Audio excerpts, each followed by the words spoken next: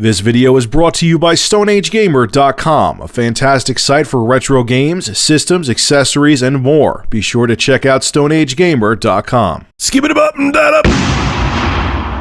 So in New Harley, Georgia, police showed up to the Eagle View Mobile Home Park to serve papers to somebody who violated their probation. But instead of the guy answering the door, a 17-year-old kid by the name of Christopher Roop answered the door. The woman police officer said that he had a gun in his hand, and she shot him in the chest, and he was dead. Eyewitnesses said that the kid didn't have a gun in his hand. He had a Wiimote in his hand. He was about to watch a movie. When they saw him laying there, he had a Wiimote, not a BB gun or a gun. And on top of it, to kind of reinstate the fact that he more than likely who just had a game controller in his hand, the cop who shot him left the scene with her head in her hands, crying. If she actually had a gun pointed at her and she had to do what she had to do, why would she be sobbing with her head in her hands? Come on. This is what the lawyer for the Roop family had to say regarding the kid having a gun in his hand. We don't know where that statement came from. The eyewitnesses on the scene clearly state that he had a Wii controller in his hand.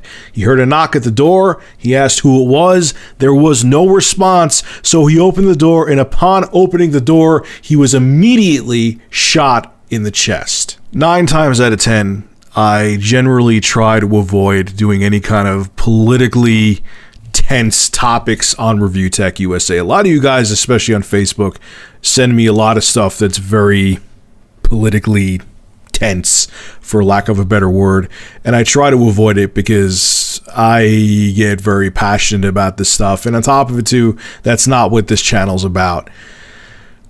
But this just amazes me, man. It's shoot first, ask questions later. And as much as she was uber sad about the fact that she shot this poor kid in the chest when more than likely all he had, according to eyewitnesses, was a Wiimote in his hand, now she's trying to cover it up and saying, oh yeah, I saw a BB gun in his hand. So why were you crying, bitch? If you thought you actually saw a weapon in his hand, why were you sobbing? You're a fucked up cop then. You're mentally unstable. What if you have to shoot at a suspect all the time? Truly armed suspects, do you cry every time you shoot them? Come on, man. You're covering your tracks now. I mean, you felt guilty, but now you don't want to go to prison or get your badge taken away from you. Unreal. But there's just so many times, there's so many horror stories I hear about cops beating the shit. There was one story I saw where a cop beat the shit out of this homeless guy with mental disorders, and they tried to say that they had to defend themselves, but I saw the video of them beating the shit out of him, and he's sitting there asking for his father to come help him, and they showed a picture of how bad they beat this poor homeless man, and he died. Or this one other story where this kid took his father's car without his permission, and they wanted to teach the kid, the parents wanted to teach the kid a lesson, so they called the cops on him saying the car was stolen. All they want to do is get him handcuffs on him and say, hey, you can't take the car without our permission.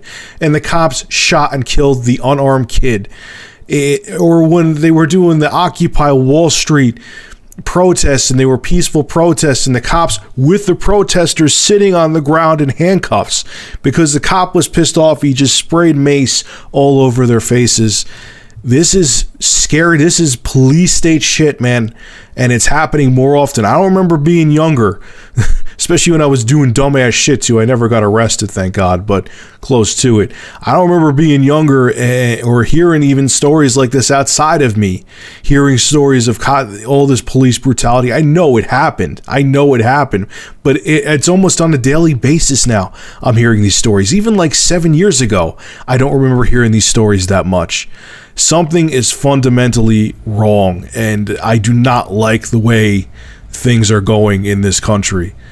That's scary. I mean, this kid had more than likely. There's still, let's at least try to be reasonable, give her the benefit of the doubt, even though from what I've been reading, I don't think this cop needs it. All this kid had was a Wiimote in his hand, and he was 17 years old, and now he's dead because a cop had an itchy trigger finger.